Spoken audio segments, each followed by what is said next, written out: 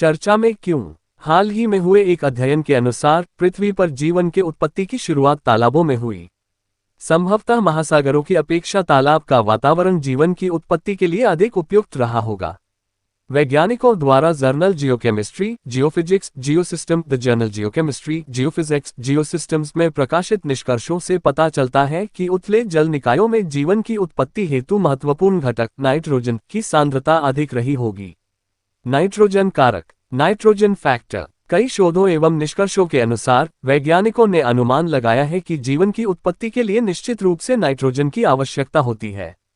विभिन्न तरीकों से नाइट्रोजन वायुमंडल से होते हुए समुद्र, तालाब तथा अन्य जल निकायों में जमा हुआ होगा।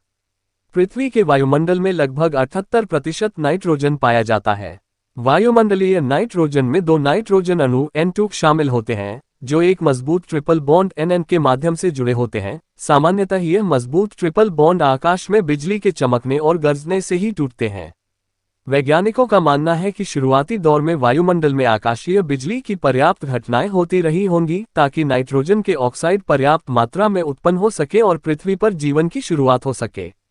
लेकिन नए अध्ययन के अनुसार सूर्य के पराबैंगनी प्रकाश और प्राचीन महासागरीय चट्टानों से घुलित लोहे की वजह से समुद्र में पहुंचने वाले नाइट्रोजन के ऑक्साइड का ज्यादातर हिस्सा नष्ट हो जाता है और यह पुनः नाइट्रोजन के रूप में वायुमंडल में पहुंच जाता है।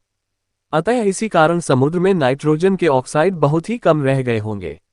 उथले तालाब में जीवन की उत्पत्ति हेतु बेहतर विकल्प रहे होंगे, क्योंकि तालाबों का आकार बहुत छोटा होता है जहां जीवन के लिए आवश्यक नाइट्रोजन के ऑक्साइड की सांद्रता अधिक रही होगी। इस प्रकार जीवन की उत्पत्ति महासागर में होना कठिन है, लेकिन तालाब इसके लिए उपयुक्त है।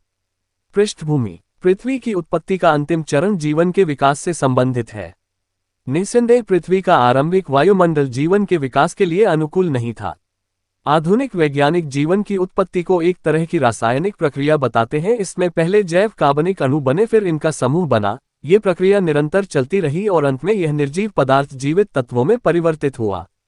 पृथ्वी पर जीवन के प्रमाण अलग अलग समय में जीवाश्मों के अवशेष के रूप में प्राप्त हुए हैं। वैज्ञानिकों द्वारा ऐसा माना जाता है कि शायद सबसे पहले शैवाल की उत्पत्ति हुई रही होगी। स्रोत: द हिंदू।